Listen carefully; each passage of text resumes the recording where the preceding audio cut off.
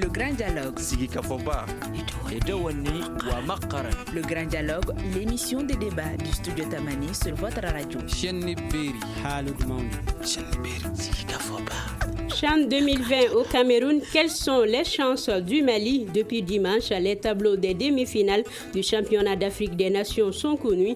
La première affiche oppose ce mercredi 3 février 2021 le Mali à la Guinée au stade de jeu Japoma à Douala.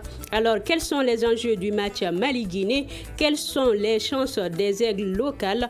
Dans quel état d'esprit l'équipe malienne doit aborder cette demi-finale? Pour en parler, nos invités sont Mahamadou Diakité dit Ben Barek, journaliste et chroniqueur sportif à la radio Bamakan, Awa Kamisogo, journaliste sportif à la Pinal TV, et Yacouba Tangara, journaliste sportif. Mesdames et messieurs, je suis Arkia Touré, bienvenue au Grand Dialogue. Le Grand Dialogue. Alors, merci, chers invités. Merci d'avoir accepté notre invitation.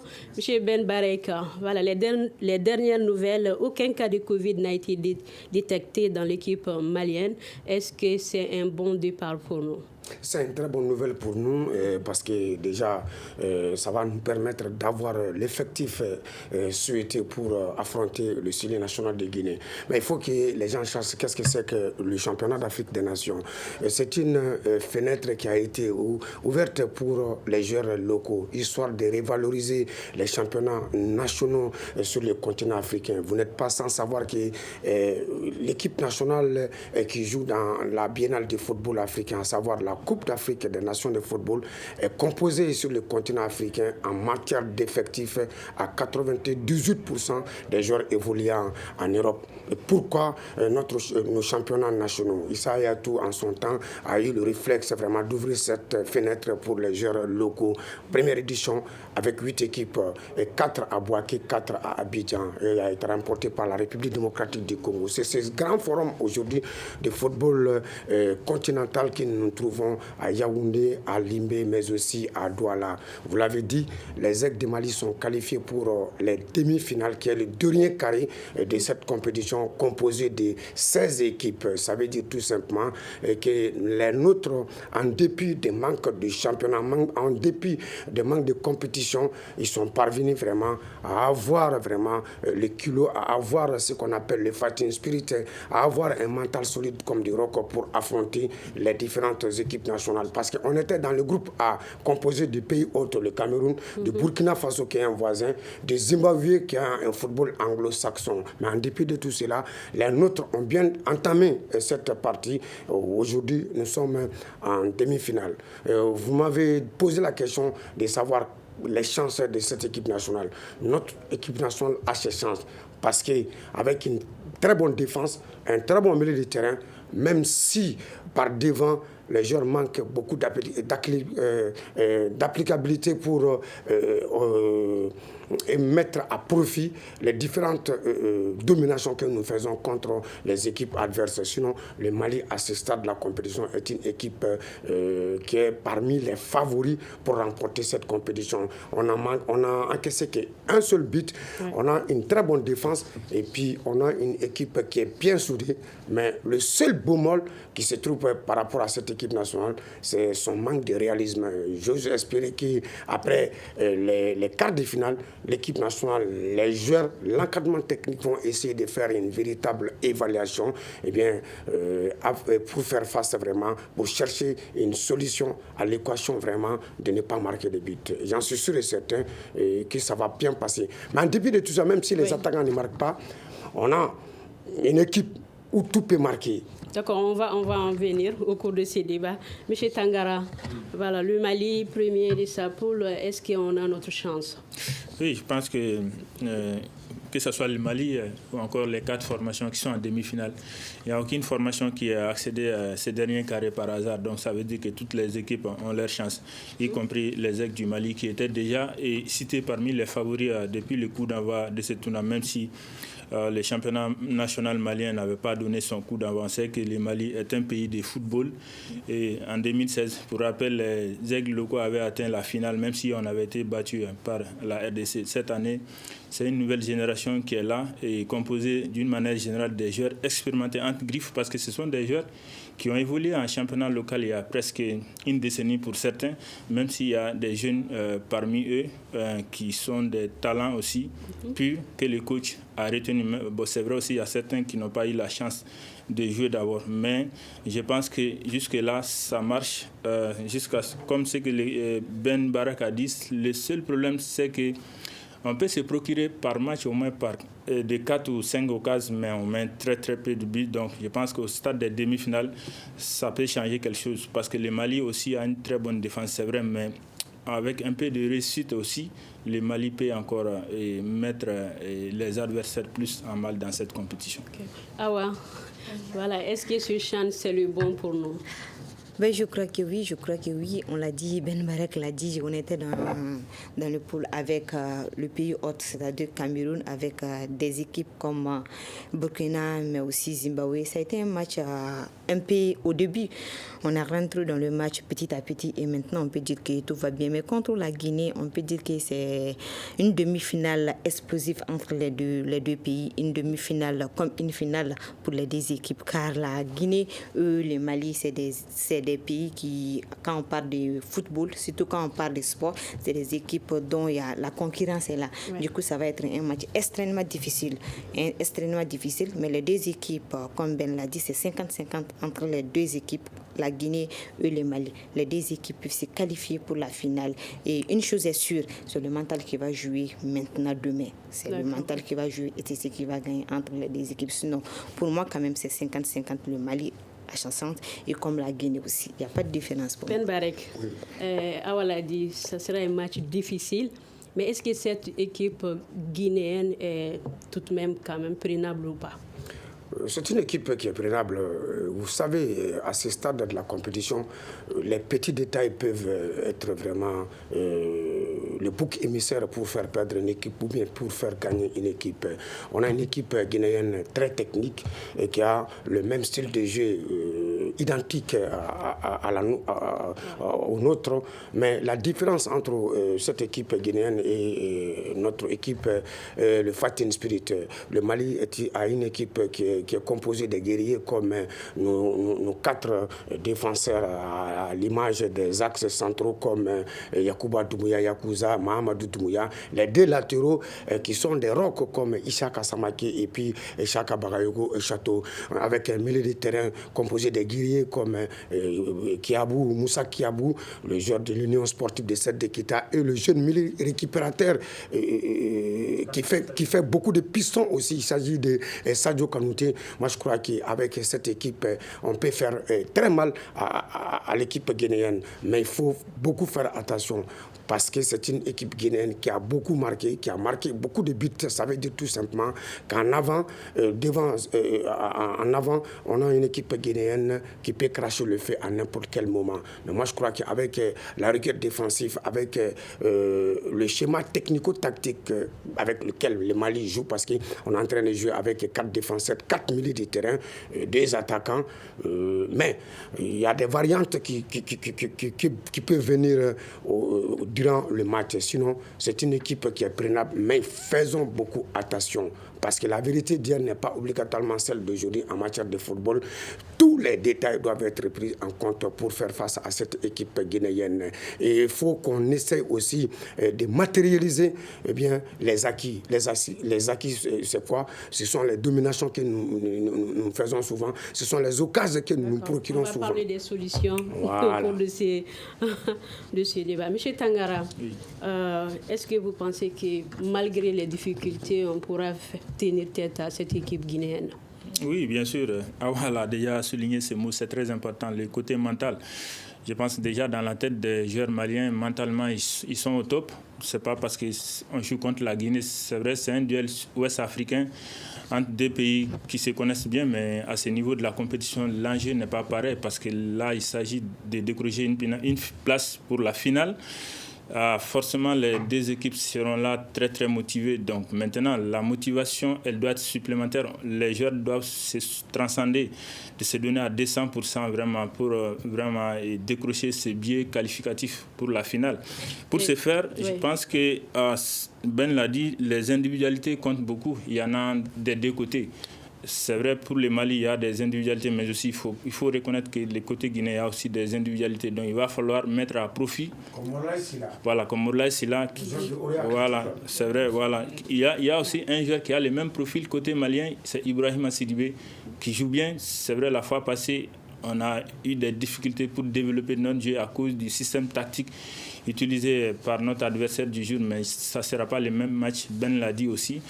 C'est deux équipes qui ont le même style de jeu. Justement, donc il y aura forcément... J'allais poser cette question. Voilà. Vu qu'on a le même style de jeu, est-ce que ça pourrait constituer un problème? Non, au contraire, c'est un avantage pour le Mali parce que le fait qu'ils jouent tous style indirect, il y aura forcément des espaces derrière. Le fait que les deux côtés maliens aussi, ils vont vite.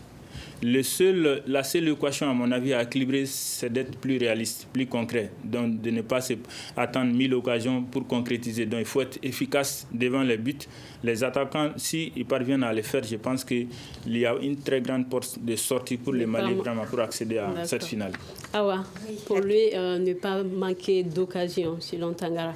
Mais selon toi, quelles pourraient être les forces et les faiblesses de cette équipe malienne? Vous avez l'équipe malienne et puis l'équipe guinéenne.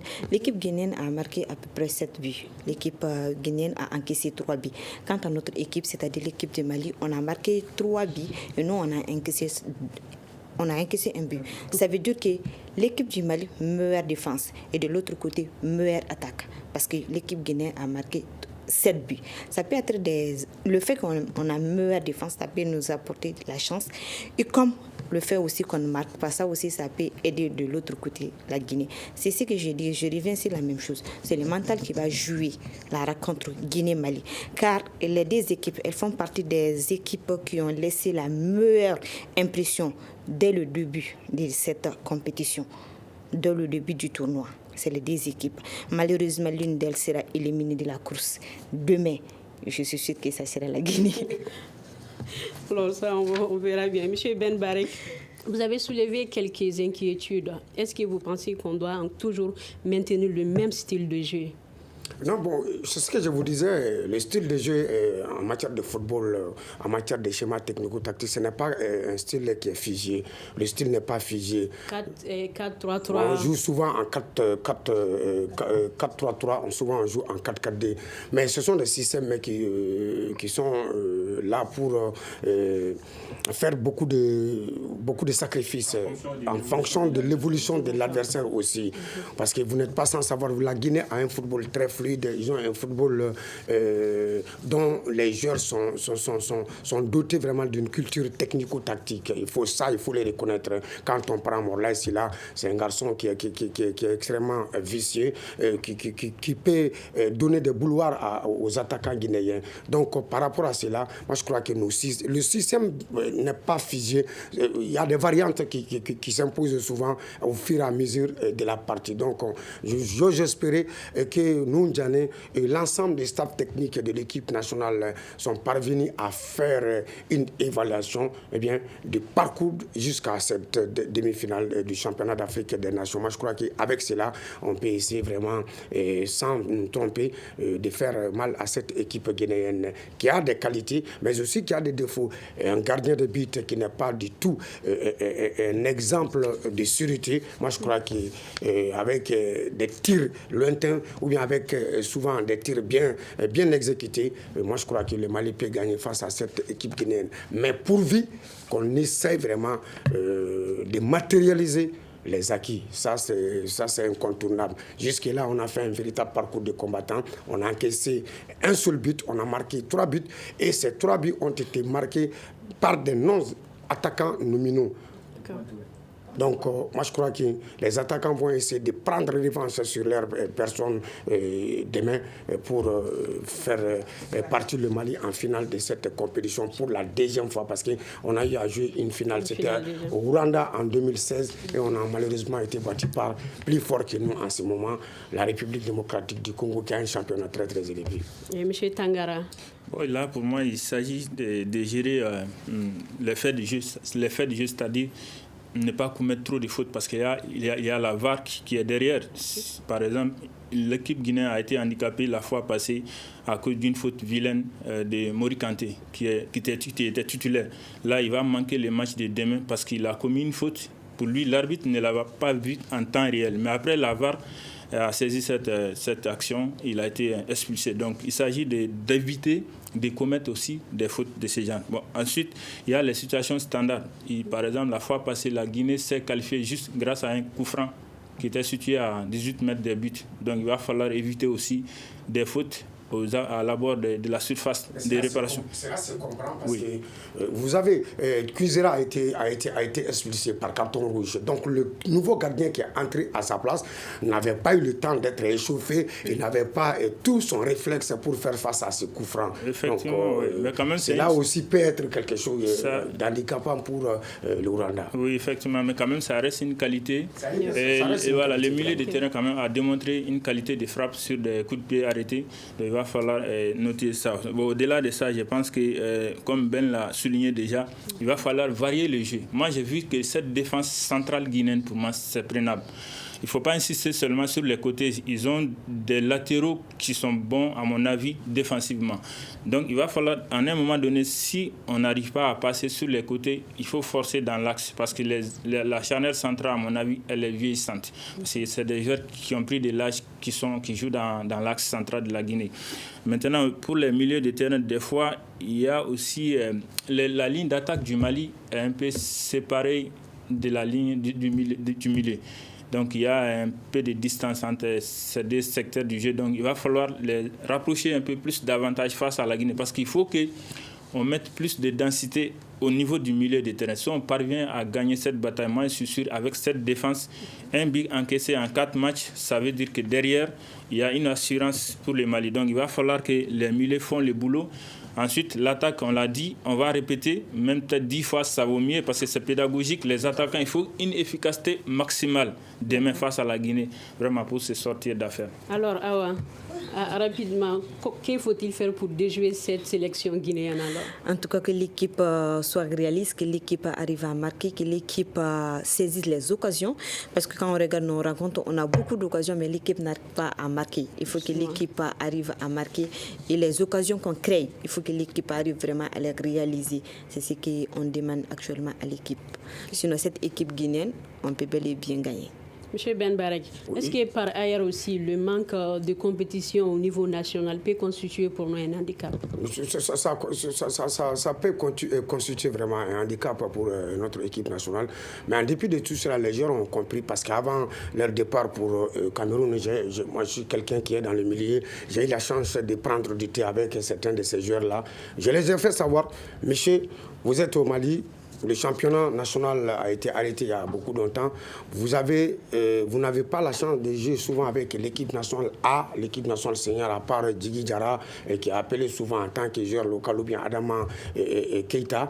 Je les ai fait savoir, bon, c'est un forum pour vous d'être quelqu'un.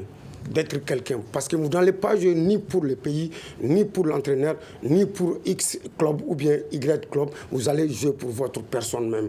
Parce que ça va être un forum qui va vous permettre vraiment d'être vu, où votre carrière internationale, professionnelle va être relancée.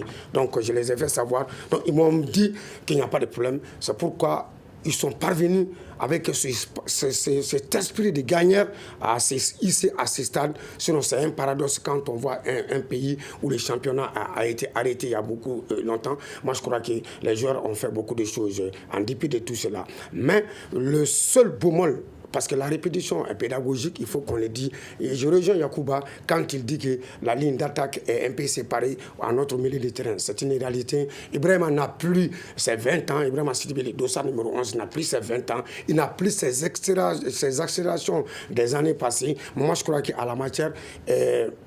Sadio Kanouté, qui est un milieu récupérateur aussi, mais qui est doté d'une technicité, peut monter souvent pour permettre à Ibra d'être plus proche de Moussa Koné Kofi, qui est un attaquant qui se décroche à gauche, souvent il se décroche à droite pour donner le boulevard à ces deux milieux de terrain. Moi, je crois... Jusque-là, les deux élèves font le boulot. Les deux élèves font le boulot. Les deux couloirs font le boulot. Moussa Balo et puis... Demba Diallo. Moi, je crois qu'avec ça, ça ira très bien. Mais nous sommes des journalistes. Tout ce que nous disons ici, c'est de la littérature. La réalité se trouve dans le vestiaire malien. J'ose espérer que nous et ses collègues sont parvenus à faire une très bonne évaluation avant cette rencontre contre la Guinée, qui n'est pas du tout une foudre de guerre. Et le Mali peut gagner. Et si on évalue en quelques mots, M. Ben Barek, on évalue le parcours même de la sélection malienne. C'est un parcours vraiment qui est flatteur parce que quand on regarde cette équipe nationale-là, je vous ai dit, il n'y a pas de championnat. Le championnat a été arrêté à peine un trimestre comme ça. Les joueurs ne jouent pas. Heureusement, il y avait un seul club qui avait la chance vraiment de faire une compétition. Il s'agit du Stade Malien de Bamako qui a joué les éliminatoires de la Ligue des Champions, qui a été bâti là-bas et qui est parvenu aussi à jouer les tours du cadrage de la Coupe de la Confédération. Quand on sait aujourd'hui, le Stade donne le plus gros des contingents de cette équipe nationale locale. Donc avec ça, on est parvenu à se souder et faire tout ce qu'on est en train de faire aujourd'hui. Quand le Mali se retrouve en demi-finale, moi je crois qu'on ne peut pas cracher sur une demi-finale. À ce stade de la compétition, toutes les 4 équipes qualifiées peuvent être en demi-finale. J'espère que le Mali, avec la volonté des uns et des autres, on peut se qualifier pour la finale. D'accord. Là, moi, je voudrais qu'on aborde la question de la compétition nationale, au niveau national. Et si ça peut constituer un handicap pour nous. Bon. Pour la suite, quand même, parce que jusque-là, ça va. Pour moi, c'est les deux. Handicap, oui, peut-être si les joueurs jouent plus. Là, ils se fatiguent moins vite et il y a l'homogénéité qui peut venir un peu plus. Mais il ne faut pas oublier que cette équipe est en préparation il y a plus de 5 mois. J'ai suivi beaucoup de matchs, ils ont joué vraiment beaucoup de matchs au plan local. Donc ça veut dire que les organismes sont déjà habitués à jouer, même si ce n'est pas les mêmes compétitions. Maintenant, avantage, oui, parce que la fraîcheur physique aussi. Parce que quand un footballeur il est plus utilisé, là, dans une compétition aussi longue comme ainsi, je pense qu'il se fatigue plus. Mais le fait qu'il a mis beaucoup de temps sans jouer en championnat, ça devient un avantage pour comme le corps humain même. Parce que là, il récupère plus vite. Donc, et ils peuvent donner plus d'énergie encore que quand les joueurs sont utilisés 2 fois, par exemple, 3 fois, peut-être en 5 jours, 7 jours par semaine, par exemple. Si un joueur joue 2 matchs, 3 matchs par semaine, ce n'est pas pareil quand il fait un repos de 5 mois sans jouer un championnat, ce n'est pas les mêmes prestations. Alors là, je voudrais vous demander, parce que lors des quarts de finale, le Mali a joué pendant 120 minutes, c'est ça. Oui, Mais est-ce que ça pourrait aussi être... Est-ce que les joueurs pourront être au top? Parce qu'on a bénéficié un jour de repos, contrairement à la Guinée. Là, sur ce point, il y a aussi les médecins et les kinés qui font un travail pour récupérer les joueurs, même en 48 heures. Je pense qu'un joueur est récupérable, techniquement. Quoi. Donc, ce n'est pas un problème? Non, là, ce n'est pas un problème. Donc, au-delà de ça, et pour citer une citation du coach, il avait dit, Ben l'a dit, ils ont fait déjà un parcours honorable. Il faut le dire, moi, personnellement, je salue ces parcours. Mais le coach, il a rappelé quelque chose. Le Mali, c'est l'esprit de la gagne maintenant. Il ne s'agit pas d'aller participer à une compétition juste pour amener une médaille de bronze ou encore une médaille d'argent. Les juniors, ils ont remporté la Coupe d'Afrique en 2019. Avant eux, les cadets avaient remporté 2 trophées de Coupe d'Afrique U17.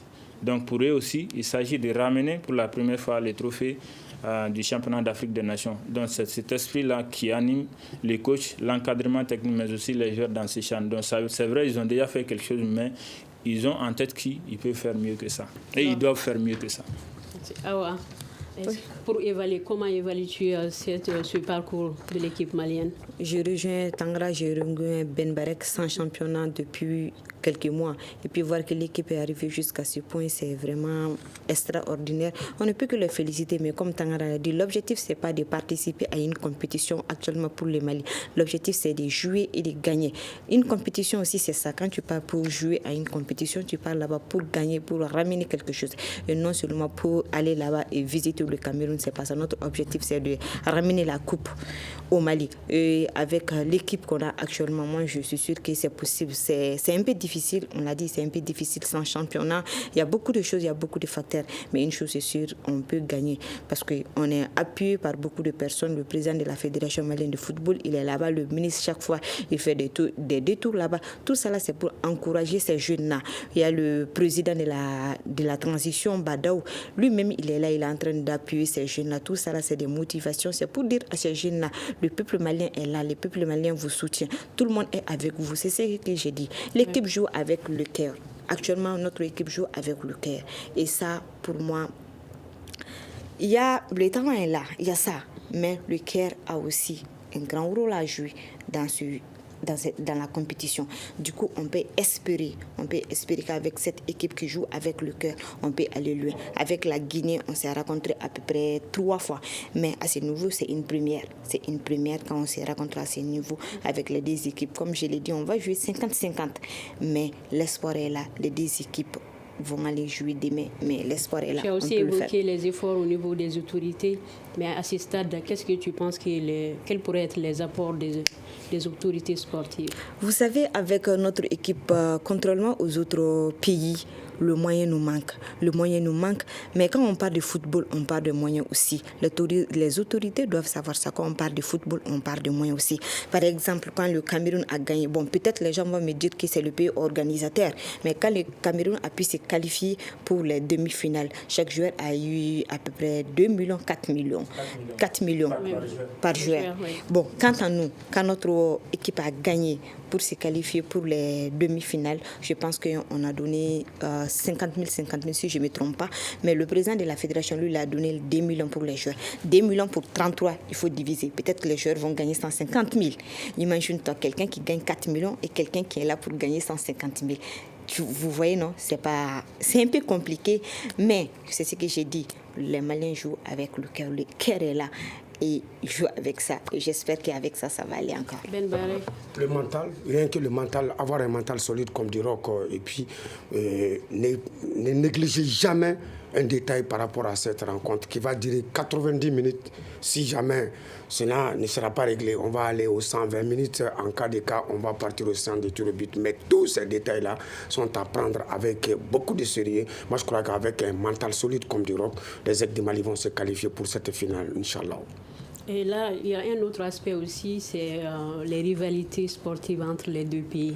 Oui. On parle de derby ouest-africain, mais est-ce que ça va peser aussi? Non, c'est un derby ouest-africain. Vous savez, les matchs Mali-Guinée n'ont jamais été faciles depuis les années 1970. On a vu les éliminatoires de la Coupe d'Afrique et des Nations ici à Bamako dans les années 1970, comme ça, Mali-Guinée.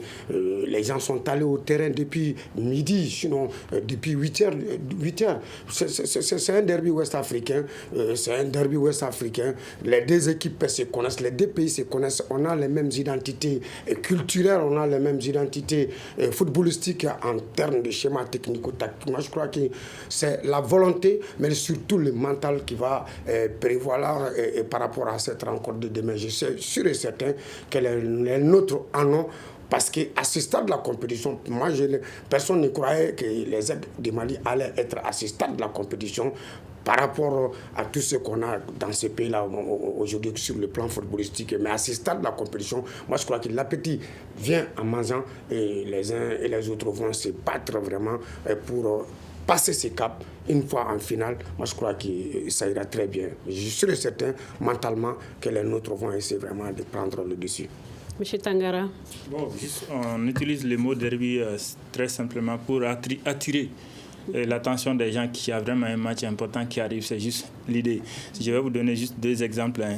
Par exemple, en 2017, quand on était chez les U17, on a gagné contre cette même équipe guinéenne. J'étais chargé de communication de l'équipe du Mali. On a gagné contre la Guinée. Et j'ai expliqué à l'encadrement technique après la rencontre d'aller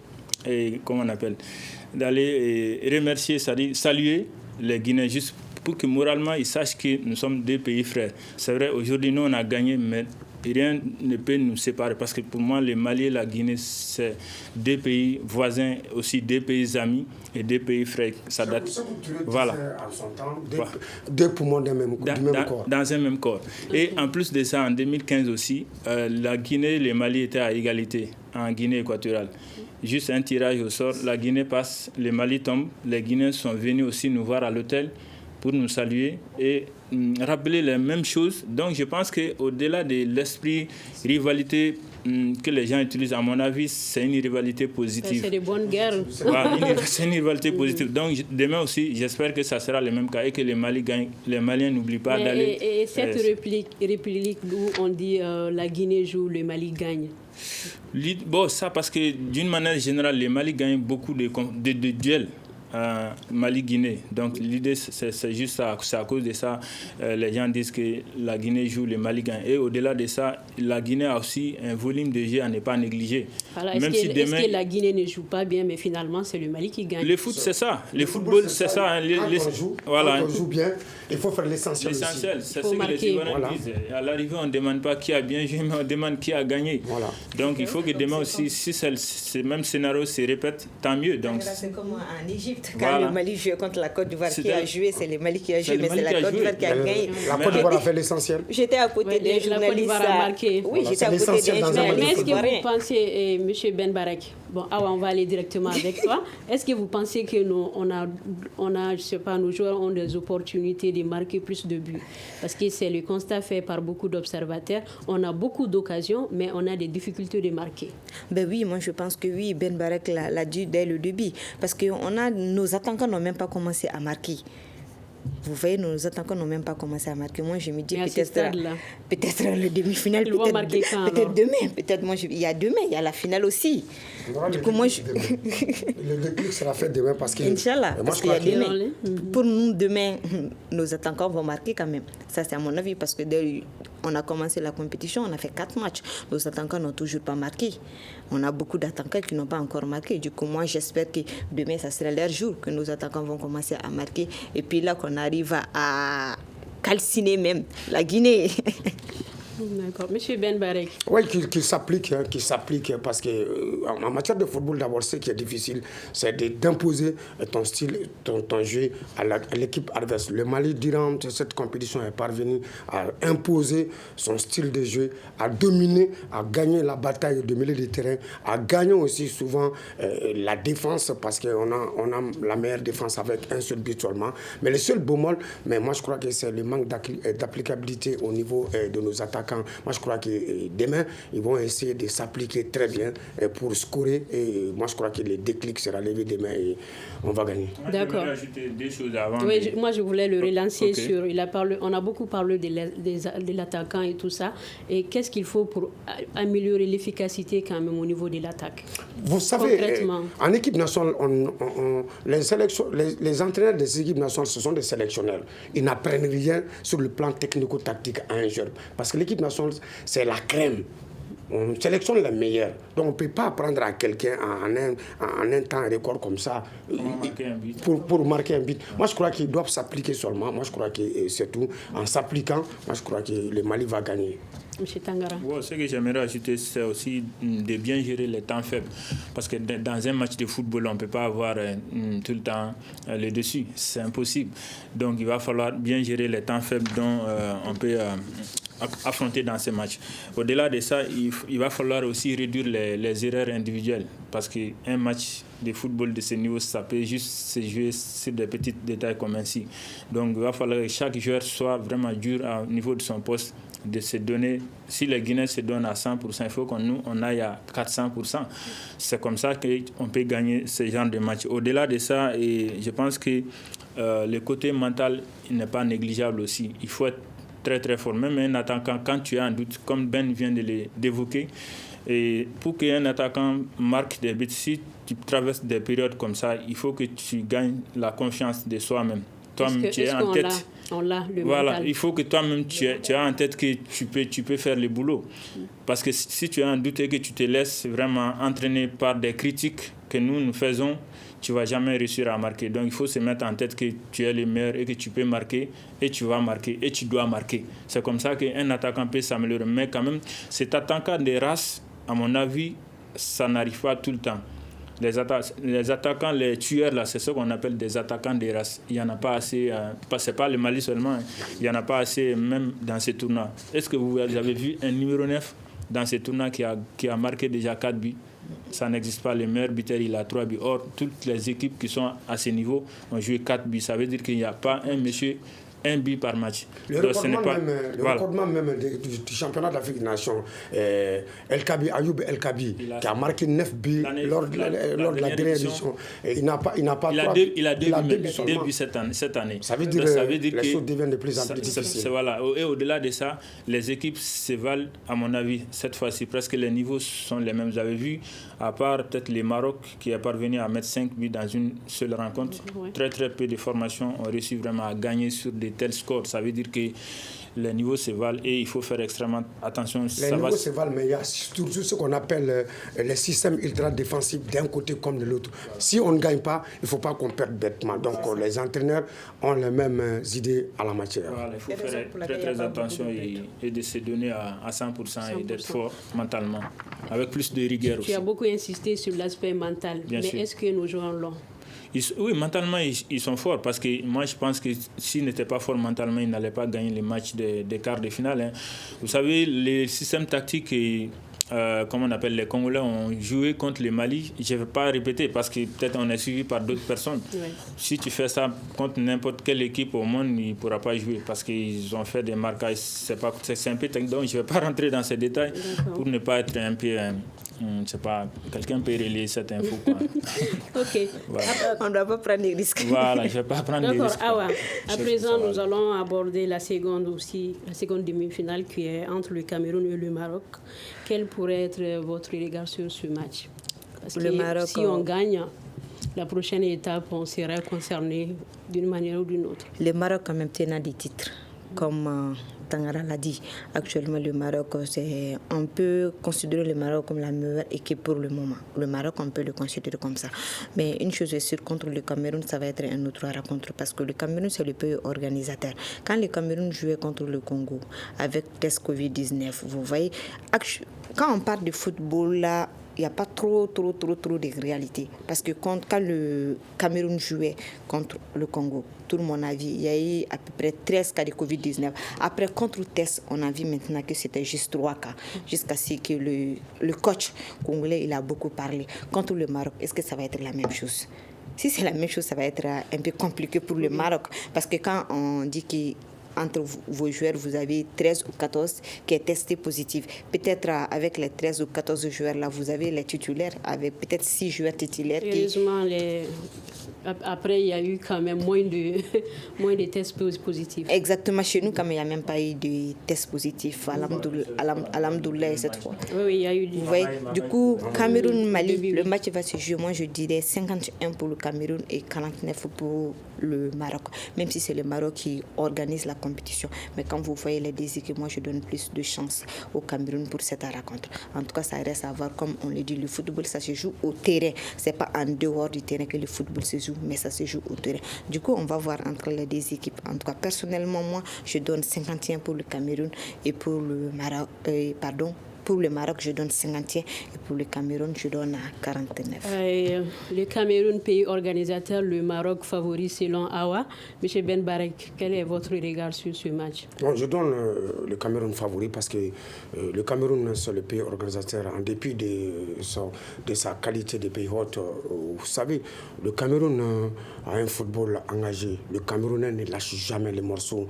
Même si ça va être une équipe camerounaise qui va être en face d'une des meilleure équipe de ce tournoi qui a une culture technico-tactique extraordinaire, qui a des joueurs vraiment qui jouent dans des clubs professionnels parce qu'il ne faut pas se leurrer. Le Maroc est composé des joueurs venant de Wydad Athletic Club, de Raja de Casablanca, de Maghreb de Tétouan, etc., ce sont des clubs professionnels qui n'ont rien à envier souvent à certains clubs européens. Moi, je crois qu'avec ça, le Maroc va essayer de donner beaucoup de problèmes au Cameroun. Mais sachez tout naturellement que le Camerounais ne lâche jamais les morceaux et que le Camerounais, sur le plan footballistique, a un mental solide. Le Camerounais est engagé. Et donc, avec ça, moi, je crois que le Cameroun part favori. Mais il faut faire attention avec cette équipe marocaine aussi, qui a des astuces. Surtout, ils ont la qualité d'exploiter les cordes sensibles de l'équipe adverse. Ils ont aussi la qualité d'exploiter les situations standards. Regardez le Cameroun. Le Cameroun, c'est le plus gros paradoxe dans le football africain. Le Cameroun n'avait pas de stade, 2 stades seulement, le stade Amadou Ahidjo et le stade de la réunification de Douala. Mais le Cameroun est quintuple champion d'Afrique.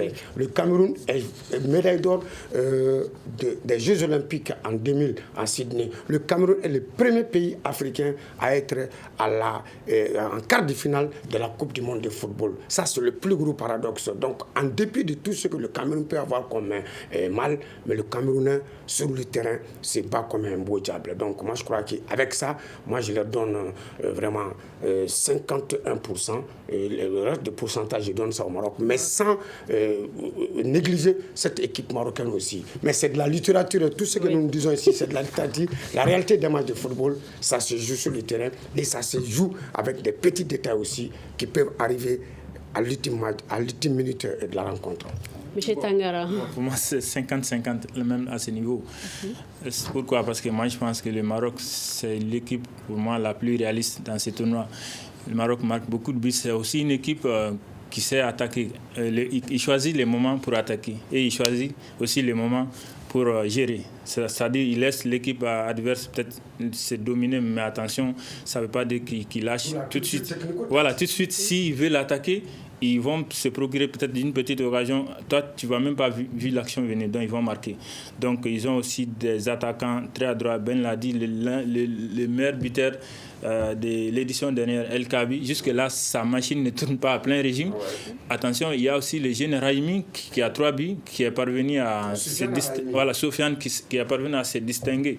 Il est sorti du lot, ça veut dire clairement que le Maroc a des ambitions vraiment pour défendre son titre le 7 février prochain. Au-delà de ça, et moi, quand même, je préfère mon pronostic que ça marche parce que moi, j'étais intervenu sur une radio camerounaise en disant que la finale, c'est Mali-Cameroun. Et les 2 équipes sont en demi-finale. Moi, j'aimerais que ce pronostic tienne le 7 février prochain. Mais attention, c'est que le Maroc m'a montré quand même, ça, il faut faire un peu attention. Maintenant, en ce qui concerne les Camerounais, Ben a souligné quelque chose qui est très important chez les Camerounais. Et Awa aussi, c'est qu'ils ont l'esprit de combativité. Donc, toutes les équipes camerounaises arrivent avec cette hargne de vaincre. Donc, c'est très important dans le football parce qu'il ne faut pas répondre présent après le match. Il faut répondre présent au moment du match. À chaque fois qu'on voit une équipe camerounaise jouer, ils sont animés par cette même volonté vraiment de bien faire, de gagner.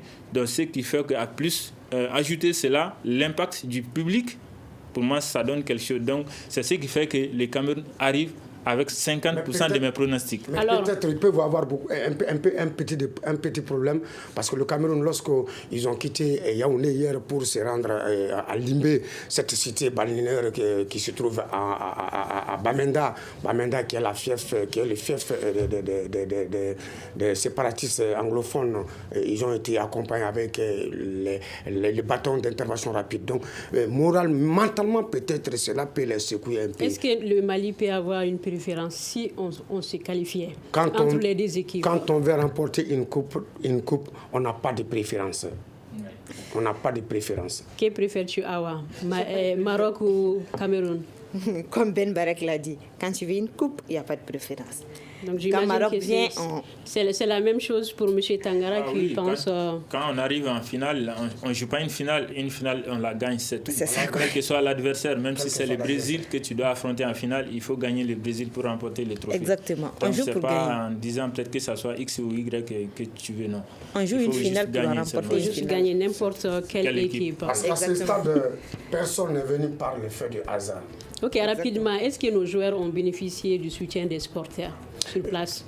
vu le contexte Covid et tout? Non, bon, vous savez, c'est tout récemment que 4-6 supporters ont effectué le voyage avec le ministre de la Jeunesse et des Sports. Mais n'oubliez pas que les Maliens voyagent beaucoup. Il y a une forte communauté malienne qui se trouve à Douala, à Yaoundé, à Bamenda, à Gaoundéré, qui ne cesse vraiment de porter de l'eau, et bien de porter vraiment de l'eau au moulin des Aigles du Mali en les supportant de bout en bout. Moi, je crois que la communauté malienne là-bas est à saluer beaucoup.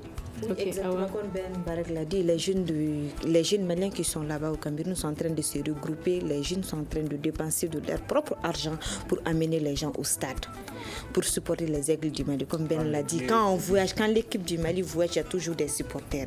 Cameroun, Congo, Côte d'Ivoire, Burkina, Gabon, partout où l'équipe voyage, il y a des supporters. Partout où l'équipe voyage, il y a des Maliens parce que les Maliens voyagent beaucoup.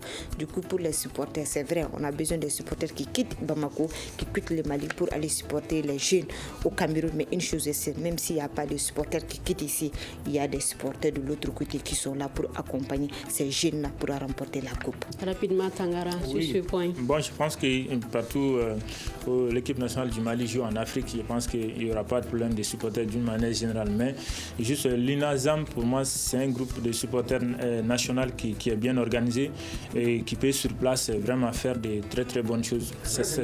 Voilà, c'est ça la différence. Donc, et puis, eux peuvent se faire entendre à tout moment du match. Peut-être les supporters de dimanche, ils peuvent venir. Si l'équipe est en difficulté, ils vont pas porter la voix. C'est pas le cas chez l'UNAZAM. L'UNAZAM est là peut-être avec comment on appelle les tam-tams, les trompettes et autres. Donc, voilà, je pense que c'est ça la différence. En tout cas, notre boucle aussi a sonné. C'est ainsi s'achève ce grand dialogue. Le thème était Chant 2020 au Cameroun. Quelles sont les chances du Mali? Nos invités étaient Mahamadou Diakité Ben Barek, chroniqueur et journaliste sportif à la radio Bamako, Hawa Kamisogo, journaliste sportive à Pinal TV, et Yacouba Tangara, journaliste sportif. Je suis Arkia Touré. Au niveau régie vidéo, Peting Djara, à la mise en onde Seydou Ndaw et réalisation Mohamedou Touré. Merci pour votre fidélité. Le Grand Dialogue. Le Grand Dialogue, l'émission des débats du studio Tamani sur votre radio.